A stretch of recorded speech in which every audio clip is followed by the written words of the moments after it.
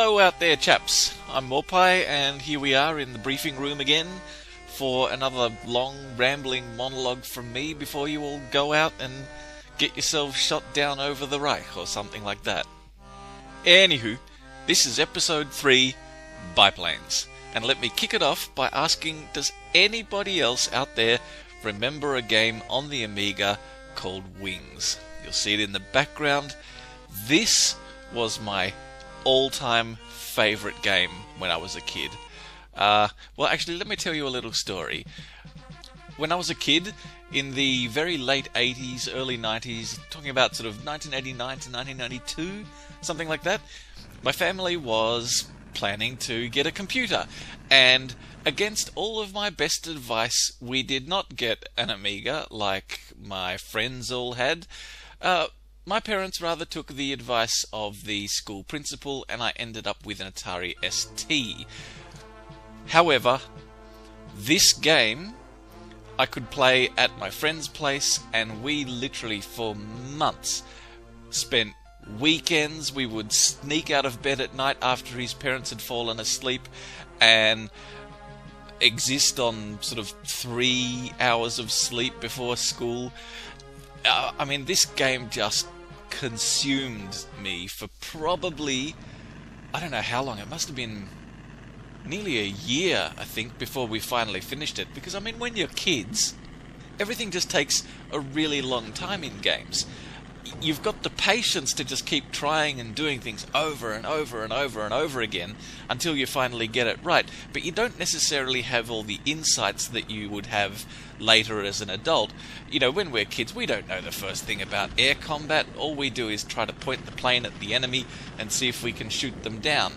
You know, you don't know really how to game the system so much as you do perhaps later when you become an adult. Anyway, it took us a long time. This is a long game. I think there's about 250 missions, and some of them are really balls hard. But I felt like I lived that, as a kid. I felt like I lived this First World War experience. It was amazing.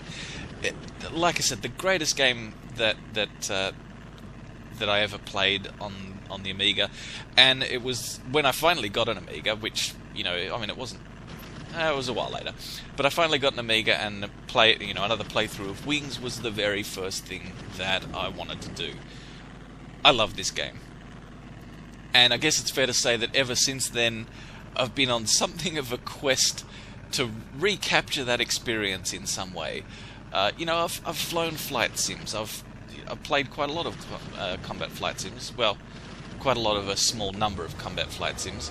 I never really got into the modern era sims, and nobody ever really, repeated the grandeur, repeated the success, at least in terms of my subjective experience, of this game, Wings. And fairly early in the lifespan of Kickstarter, so before Kickstarter became a household name and people were literally trawling through it looking for these great kickstarting opportunities, Cinemaware did try to kickstart a remake of Wings, and this was the thing that literally sold Kickstarter as a concept to me. Okay, it didn't get kickstarted, it failed. I was deeply disappointed in that, but it was the project that finally convinced me that Kickstarter was something worthwhile. And come on, have a look at these screenshots, right? Does this not remind you of something? Doesn't it make you think of something? So here we get now to War Thunder. It is the first gameplay experience that in some way recaptures for me the experience of Wings. I spend a lot of time flying Furies, and they are so much fun, despite being, relatively outgunned by just about everything that you're going to encounter. But I just adore how visceral that experience is. The feel of the virtual wind in my hair. Okay, let's not take it too far. But I love biplanes. I fly a lot of biplanes, and that's why this episode is going to be all about biplanes. and why we're definitely going to be talking about the World War I biplanes as well, because I think there's some scope for those in War Thunder. So what is it about biplanes that, you know, really gets the blood running for me? It's essentially melee combat for a flight simulator. That's the way that I see it. In biplane combat, you're fighting generally a lot closer to the enemy, lower to the ground, slower speeds. Everything just feels more immediate. It feels more visceral. And I think in many ways it captures some of the best of what War Thunder has to offer. For starters, just think about the planes themselves. Try to immerse yourself in the experience, as it were, and if you have an Oculus Rift, I'm so jelly, this will be very easy for you. But just think about it, these planes are almost nothing but some timber and wires and canvas. They're just held together by the sorts of things that you'd find in most workshops. You might even have out in your shed the sorts of things that these planes are made of. Imagine yourself in the situation of flying on a modern commercial airliner, right? Most of us, I would say, have had that experience before, so it's something that's quite easy to think about. So you're sitting on the plane. Just imagine that this plane that surrounds you is now literally just made of canvas and dope. The structure is timber. It's tensioned by wires. And then not only are you flying in this thing, you've got the giant brass cojones to take the damn thing to war. This thing that's made of the same material that a tent is made of. A tent! You've strapped machine guns to a flying tent and you've taken it to war. Now, you can't tell me that there's not something utterly compelling about that concept. You know, when World War I starts, you have essentially scout pilots who will take their own personal small arms into the air with them. They're literally shooting at other scouts with a pistol hanging out of the side of the plane. That's at the beginning of the war. By the end of the war, you have planes armed with 2, sometimes 3, occasionally 4 machine guns. You have the development of the interrupter gear that allows these fast-firing machine guns to fire through the moving propeller in the space of about 4 years. But fair enough, that's World War I. Can you get a good game in biplanes in War Thunder? Absolutely, yes you can. I have had some of my most amazing games in just Tier 0 and 1 historical battles. And although my focus in this video is going to be very much on the historical battles experience, that's not to say that you can't also have good biplane games in the arcade battles. I mean, they lack some of the tension by virtue of the fact that you get to respawn a few times when you die, but they do make up for that in terms of putting you much more quickly into the action. But let's go back and start at the beginning, because I think there are a couple of concepts that are worth exploring that I believe explain what it is about the biplane battles that sort of sets them apart from later tiers within the game. Firstly, we talked about in episode number 2 about these concepts of time and distance compression, and some of that does come into play with the biplane battles.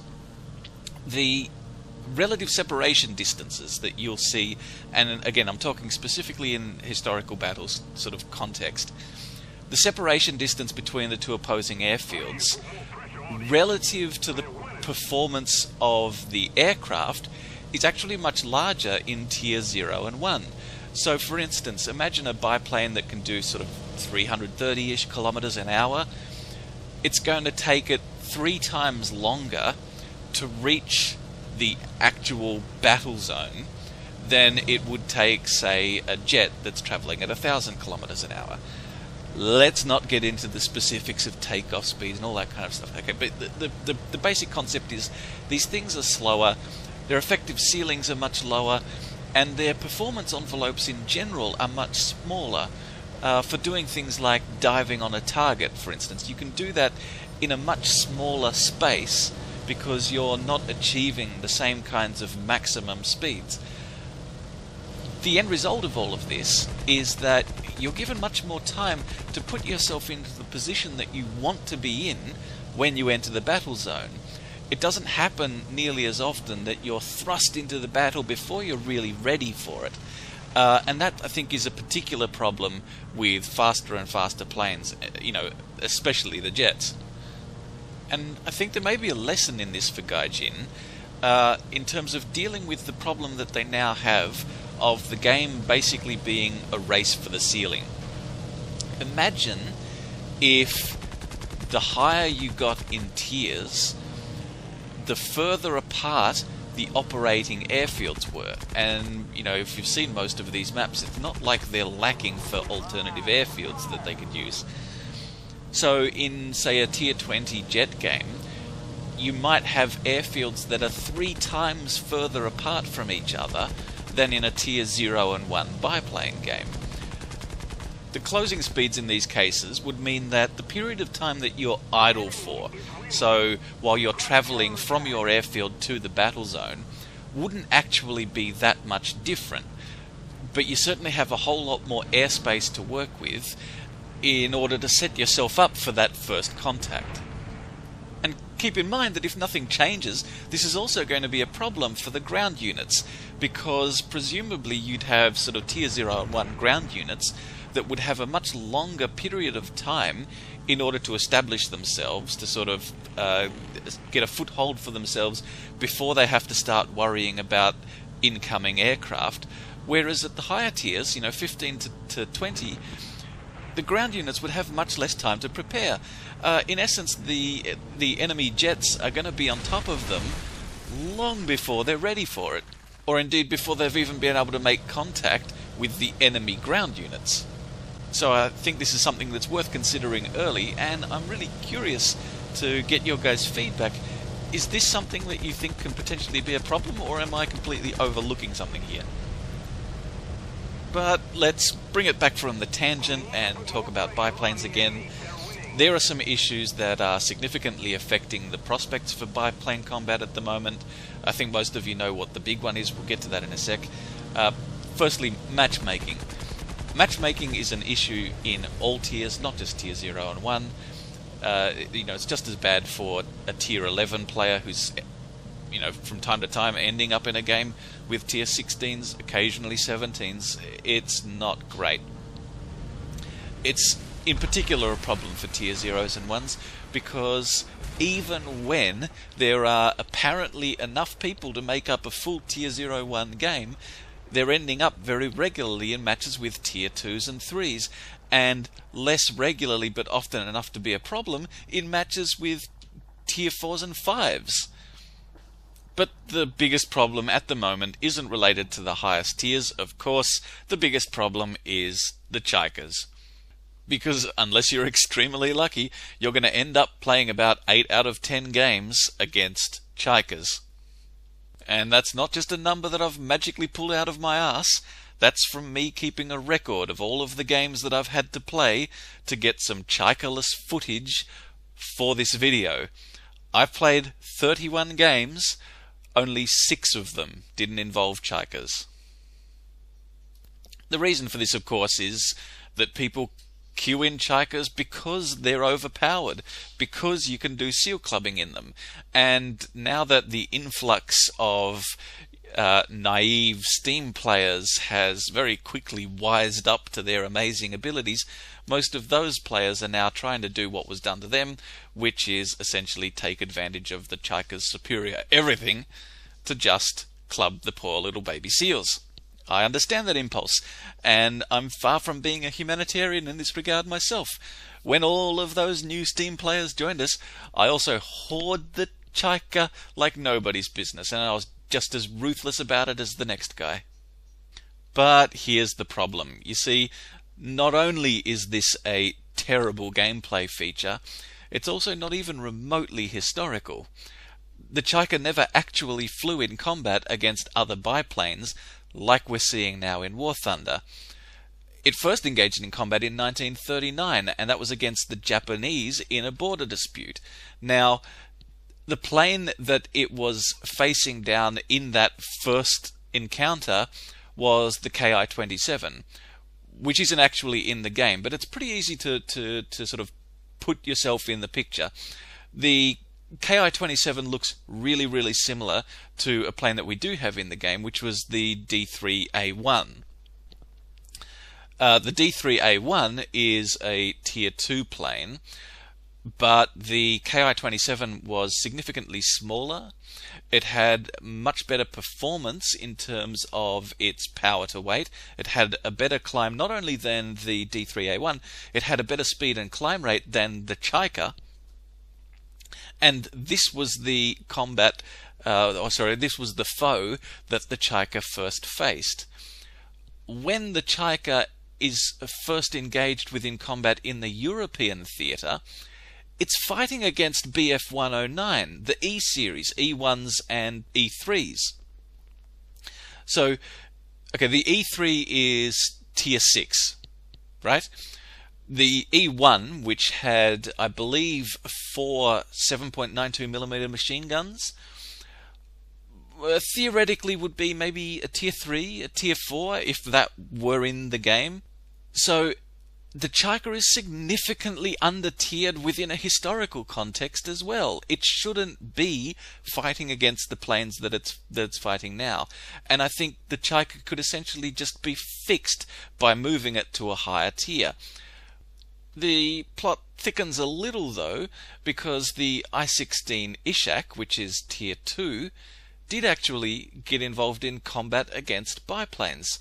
You see, it was involved in the Spanish Civil War, which in some ways is a bit of a proxy war between Russia and Germany, other countries as well. But the Russians were supplying arms to the Republican forces in that war, and the Germans were supplying arms to the nationalist forces. So what happens is that you do have engagements in that theatre between the I-16 Ishak and the German HE-51 biplanes, and the HE-51s were decimated. The I-16 is clearly a more modern, faster plane, though, so my proposed solution to fix this would be essentially to start by moving the Chikas to Tier 2 and the Ishak to Tier 3, and then assuming that we can fix up some of the issues with the matchmaker to improve the likelihood that in a Tier 0 and 1 match you're actually going to end up facing other Tier 0s and 1s, availability of other players taken into consideration, I think will go a long way to resolving the problem that we currently have. The players who are looking to maximize the capabilities of their particular biplane will sort of divide and spread between some of the other top Tier 1 options. So some may go for the CR-42, some may go for the Gladiator. But that doesn't really matter so much because you're still going to get really great biplane matches within that context. But that's not all. I want more. And I think the prospect is certainly there for even better biplane matches than what we currently see if we were to consider, and by we I just mean sort of Gaijin obviously, but if Gaijin were to consider taking us backwards in time a little bit rather than forwards, because right now we are so close to what's essentially the birth of air combat in the form of these biplanes. I understand why they're progressing the game forwards, and they've progressed it now forwards into the Korean War, but frankly I don't see how much further they can go, because the Korean War in terms of air combat is the last gun combat war.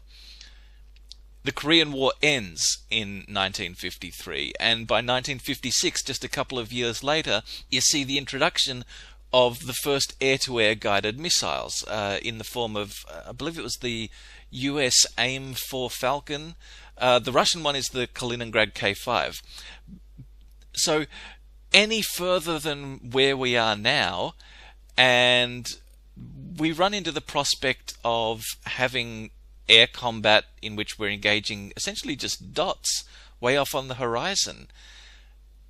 And I know there are some people who really want that. I know there are some people who are really keen on modern air combat.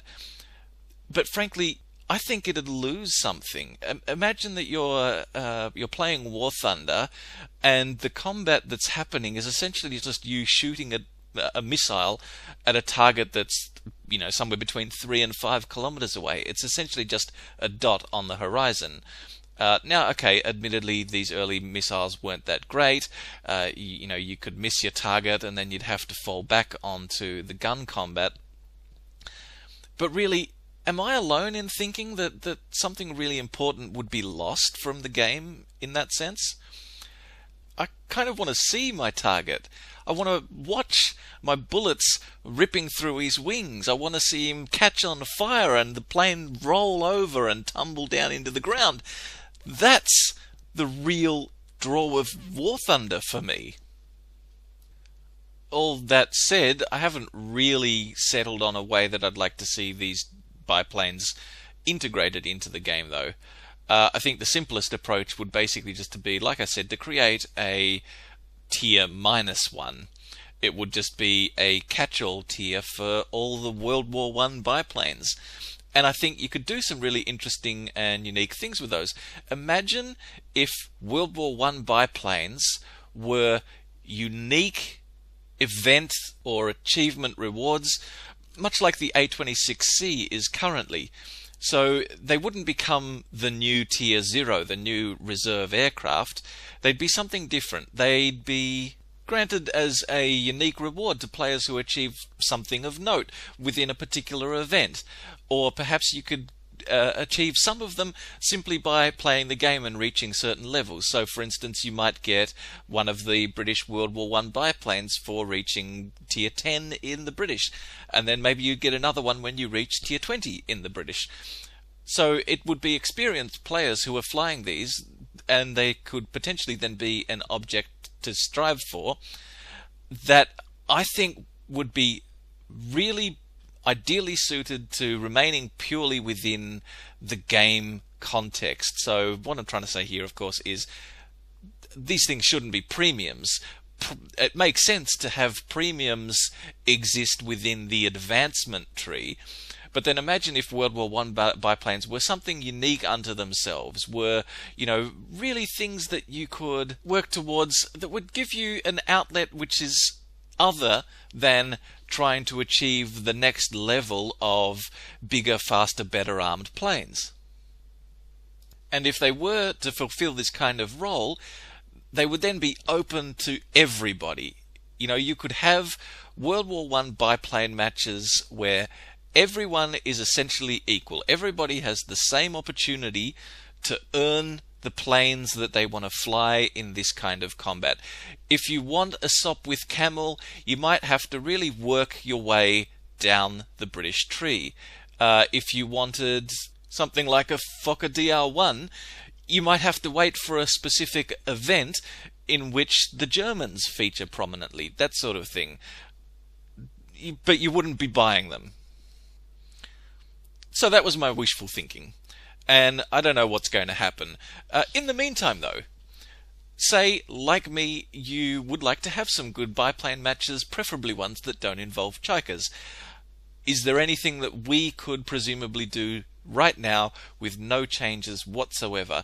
And there is one thing that I can think of. Obviously, I don't know how many people are going to be watching this video, probably not a whole lot. But let's say, for argument's sake, that we were to pick one day, like say the first Saturday of every month, right?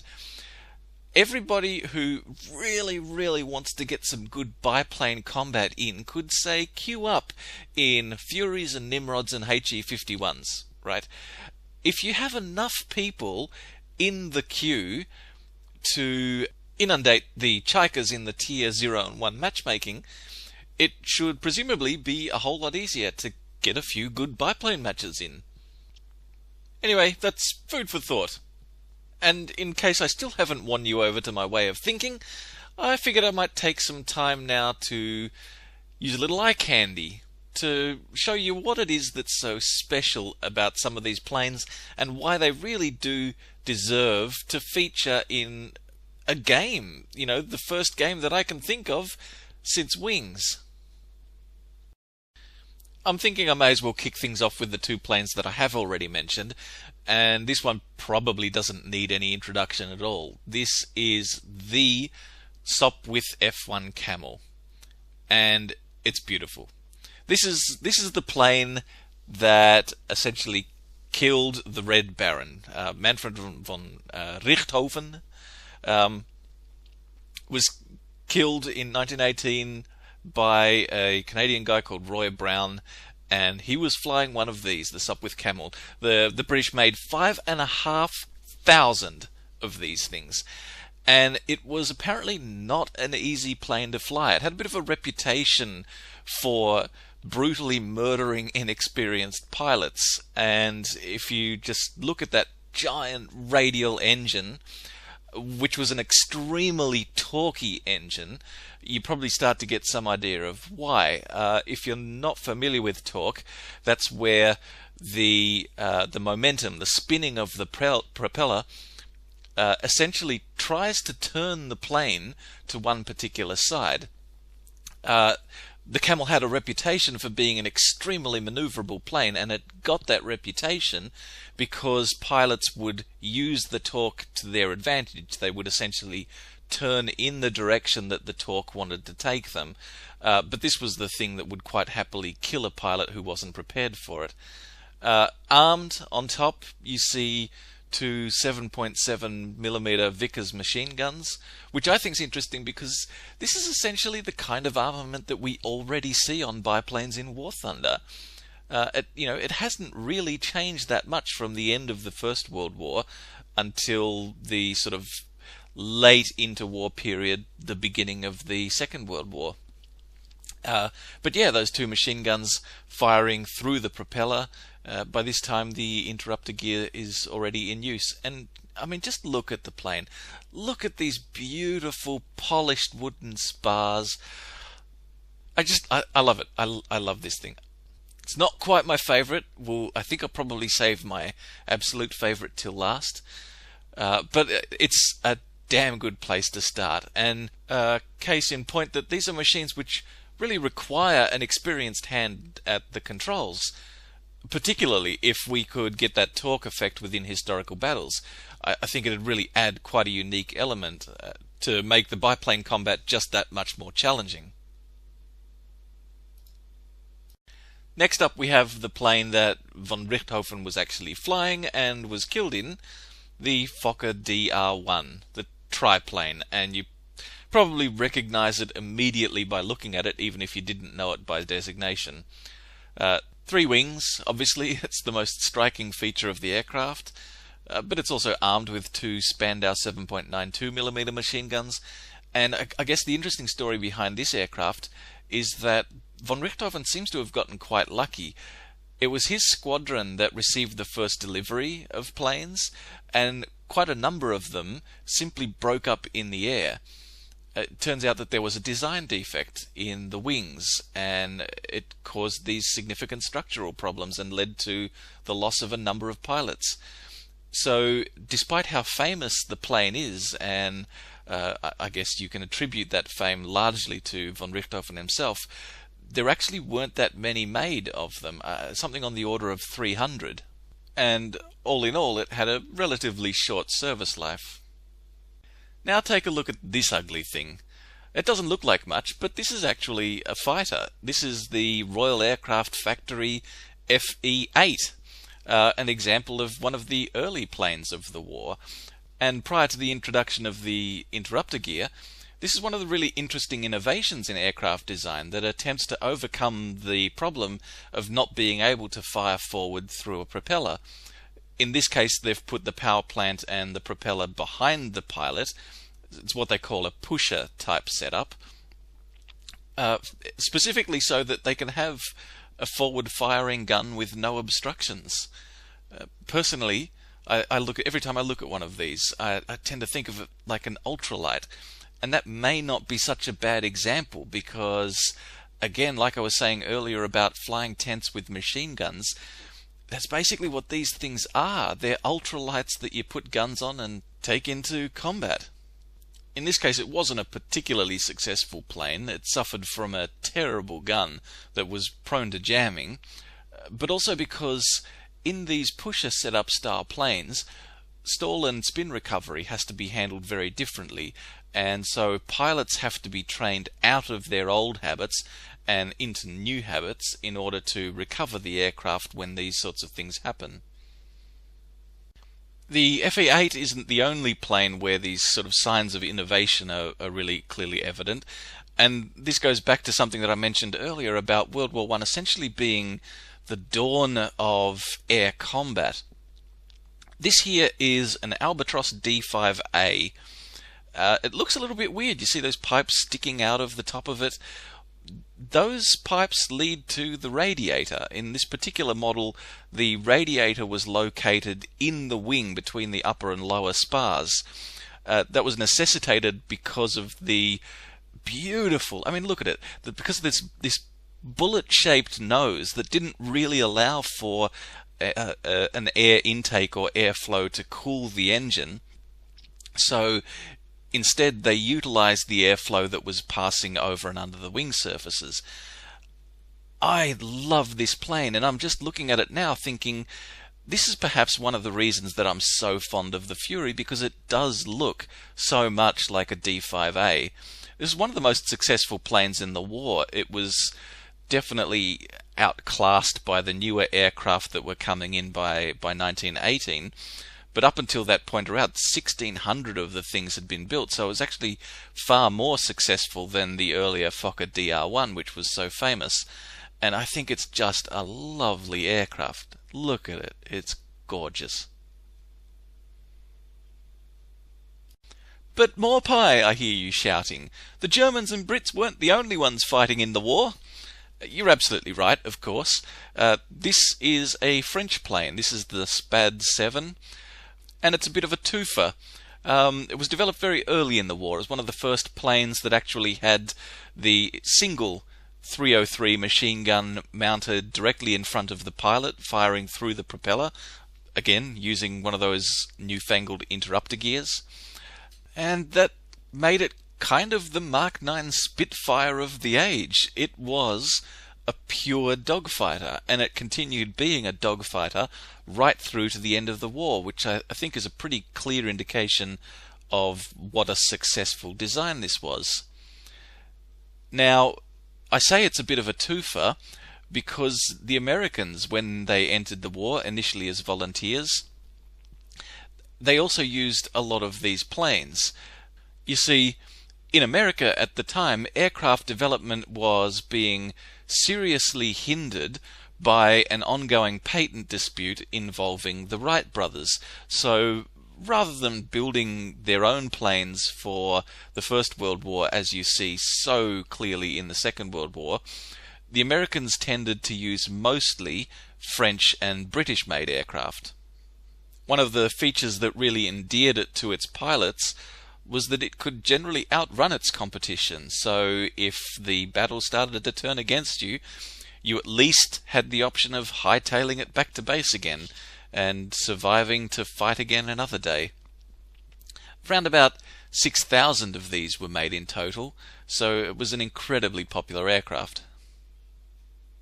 The Italians were also making planes, and personally I think this one was their crowning achievement. This is the Matchy M5, and just look at it. How cool does this thing look? It's a seaplane, obviously. It was armed with twin Vickers 7.7mm machine guns, which were situated in the nose, and obviously because of the pusher-type propeller arrangement, they didn't require any kind of interrupter gear. It was apparently a really capable little fighter. And the Americans, those lazy good-for-nothings, also bought a whole bunch of these. In fact, it was made fairly famous, certainly at the time, by an American airman called Charles Hammond, who landed one of these planes on the sea to pick up and give aid to another downed pilot. Now, I'm not sure where he put the other pilot, because just have a look how crammed that little cockpit is. Suffice it to say, he got the guy safely back to friendly lines again, and earned himself a Medal of Honor for the effort. Now, I don't have too many more examples to go through, but I definitely wanted to throw this one in here. It's the Fokker Irondecker, and for those of you who were paying attention all the way back at the start of this video, which is now something like a half an hour ago, this was the plane that in Wings my inept little pilot tried to shoot down. And for all my waxing lyrical about how gorgeous some of these planes are, let's face it, this is an ugly little beast. It sort of looks like, I don't know, an armed Louis Blériot monoplane. But it was a true innovation. It was the first plane on the battlefield to have a synchronized machine gun, and it was such a security concern that initially these aircraft were limited to fighting above German airspace only, so that in case they crashed or were shot down, the top secret new synchronizer gear could be recovered from the crash site. The first kill in one of these things was attributed to a pilot by the name of Max Immelmann, and that's a name that you'll probably recognize from the Immelmann maneuver, which he didn't actually invent. It was simply attributed to him in his honor. And he certainly wasn't the last, because by the end of the war the Irondecker had accounted for over 1,000 enemy air kills. And just to prove that I don't hate monoplanes, because I guess at this point you could be forgiven for thinking that I was terribly abused by a monoplane early in my life, this is the Junkers CL1, and I adore this thing. It's really got the goods. I mean, it looks like a little beast, especially when you see it with the much more squared off wing shape that some of the examples had. But it also has the distinction of being the first all-metal construction fighter. It's also mounted with 3 7.92mm machine guns, because why the hell not? This, my friends, is the shape of things to come, and it's happening in 1916. But because of that, development took a long time, and factories which were used to constructing wooden-framed, fabric-covered aircraft simply weren't capable of producing these things in any kinds of numbers. By the end of the war, there were only about 50 of them in service, and unfortunately, they never really had an opportunity to achieve any kind of distinction. And lastly, this is the plane that I would move heaven and earth to see in War Thunder and to get a chance to fly. It's not a Sopwith Camel, it's the Sopwith Snipe. Entered in the final year of the war, around about 2,000 of them were made, and it could compete with any of the late war fighters. It's got an interesting sort of appearance. That little bit of a hump on it is due to the much more powerful engine with integrated oxygen and heating systems, which would allow this plane to fly higher and faster than the Sopwith Camel. Still mounted with the same 2 Vickers 7.7mm machine guns, but hey, if it ain't broke, don't fix it. And in fact, this plane was so good that it lasted in service for another decade. It basically brings us up to the Fury that we have now in game. This was finally removed from service in 1927-28, and the Fury enters service just a few years later, 1931. I know I've said this about other planes in this list, but this thing really is beautiful. It retains some of the features that really put it in its era. The simple wooden struts with their visible tensioning wires, the elegant squared off wing shape with a little bit of dihedral, and yet it also has some of the features that we see going into the future, with a partially metal skin around the engine and cockpit, and then in flight with its much improved performance characteristics. I am just so in love with this plane, and I have been since I was a child. So I guess that concludes this episode of Crap That I Can Ramble On About. I do hope that in some way I've managed to impress upon you the merits of considering a trip back in time rather than a trip forward in time for War Thunder. I hope that, like me, you'd love to see some of these planes in the game, to get into dogfights that are only 100, 200 meters apart. And I guess all that's left is to say, tally-ho chaps, don't crash your kites into the briny, and everybody meet at the pub after this sortie.